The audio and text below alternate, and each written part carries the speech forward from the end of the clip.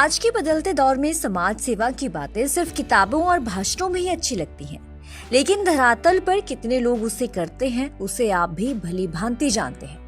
लेकिन एक 17 साल की लड़की जिसका नाम नाज पटेल है, उसने महाराष्ट्र में 1400 किलोमीटर दूर ताजेवाला में एक आश्रम खोला और इसका उद्देश्य बेघर, बेसहारा, लाचार और दिव्यांग लोगों की दिल से सेवा करना था। वो अब तक 300 से ज्यादा लोगों का ट्रीटमेंट कराकर उनके घर पहुंचा चुकी है।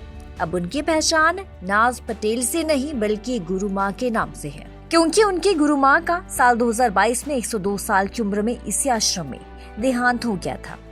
महाराष्ट्र से 1400 किलोमीटर दूर जाकर नाज पटेल ने यमुनानगर जिले के ताजेवाला गांव में यमुना नहर के किनारे अवेस्ता फाउंडेशन, जिसे आश्रम कहा जाता है, वो खोला। आश्रम खोलने का मतलब बेसहारा, बेघर, बीमार, लाचार और दिव्यांग लोगों की मदद करना है। नाज पटेल, जिन्हें अब गुरु माँ की उपाधि मिल चुकी है, अब उनकी उम्र 36 साल है, लेकिन 17 साल की उम्र से उनमें समाज सेवा का ऐसा जज्बा जागा कि उन्होंने अपने भविष्य की परवाह ना करते समाज सेवा का रास्ता चुना। गुरु माँ ने कहा कि लोग पैसा कमाना चाहते हैं, लेकिन मैं पुण्य कमाना चाहती हूँ। जब हमने उनसे पूछा कि आखिरकार किस तरीके से उन्होंने समाज सेवा शुरू की, उन्होंने क्या कुछ कहा, आप भी सुन लीजिए। जो आश्रम मैंने बनाया, यहाँ पर तो आश्रम कहा जाता है, पर अवेस्ता फाउंडेशन का जो सेंटर है, पहला मुंबई में है, ये दिल्ली से रजिस्टर्ड है सेंटर गवर्नमेंट से, और दूसरा मैंने यहाँ ताजेवाले में बड़ी जगह के लिए आश्रम यहाँ पर बनाया। 250 तक तो पहुँचाया था, अब शायद 300 हो गए होंगे, गिनती तो अभी याद नहीं है, पर मैं 300 के आसपास हो गए होंगे। इस आश्रम में जो यहाँ पर है ताजेवाले में, इस आश्रम में करीबन 200 तक लोग आए होंगे, मतलब उनका आना जाना लगा रहता है।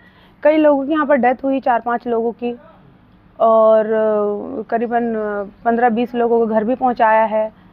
कुछ लोग ठीक होने के बाद चले जाते हैं, ऐसा है। ये मुझे आज तक मैंने सरकारी फंड लिया नहीं, 1 रुपया भी। कई लोगों ने वादा भी किया, लेकिन मैं उसके पीछे भाग नहीं सकी, और वो मेरे आश्रम में एक भी फंड नहीं आया। आप जैसे कुछ लोग जुड़े हुए हैं, राशन ले आए, राशन वगैरह की ज़रूरतें हमारी लगभग पूरी हो जाती है यहाँ पर। बाकी जो फंड है थोड़ा बहुत कैश ना के बराबर है हमारे यहाँ पर, तो हम लेते भी नहीं हैं। बाकी आप जैसे लोग जुड़े हुए हैं, अगर हमें सीमेंट चाहिए, हम थोड़ा सा सीमेंट मांग लेते हैं, ईंट मांग लेते हैं, और फिर हम उसी से जैसे तैसे करके धीरे धीरे काम चल रहा है। पर ऊपर वाले की कृपा है कि काफ़ी अच्छे से मैं संतुष्ट हूँ। जितने लोग मेरे पास आ रहे हैं उनका पेट भर रहा है, लेकिन हमें ज़्यादा से ज़्यादा हम और लोगों को जोड़ना है ताकि पीछे कमरे बन सके अच्छे से। ऑफ कोर्स ये मेरा दूसरा सेंटर है। मैं चाहती हूँ कि मैं ऐसी जगह पर पहुँचूँ जहाँ पे सच में मेरी ज़रूरत है, और मैं अगर ऊपर वाले ने चाहा तो मैं और कई जगह पे मैं सेंटर्स खोलूँगी बहुत जल्द। बाकी भगवान के हाथ में है सब कुछ। लाइफ में कंपटीशन बहुत है, सबको ज़्यादा से ज़्यादा पैसा कमाना है, पर मेरा था कि मैं ज़्यादा से ज़्यादा पुण्य कमाऊँ, क्योंकि जिस कम्युनिटी से मैं हूँ, लेकिन अभी तो सेवा ही मेरा धर्म है, लेकिन जिस कम्युनिटी से मैं आती हूँ, पारसी कम्युनिटी से, उसमें सेवा को ही सबसे आगे मानते हैं।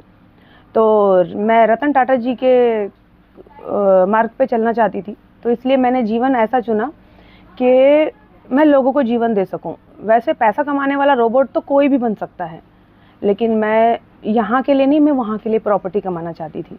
यहाँ की प्रॉपर्टी यहीं रह जाएगी।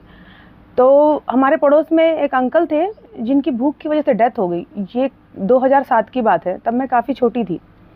तो उनको खाना देने की जिम्मेदारी मेरी थी। फिर मैं पानीपत आ गई मुंबई से, तो वो अंकल वहीं पर रह गए। तो जब मैं कुछ टाइम के बाद वापस गई तो पता चला उनकी भूख की वजह से डेथ हो गई। 4 दिन के बाद बॉडी कमरे से निकाली गई, सड़ी हुई। तो वो गिल्टी मुझे फील होने लगा कि अगर मैं ना जाती तो उनकी डेथ ना होती।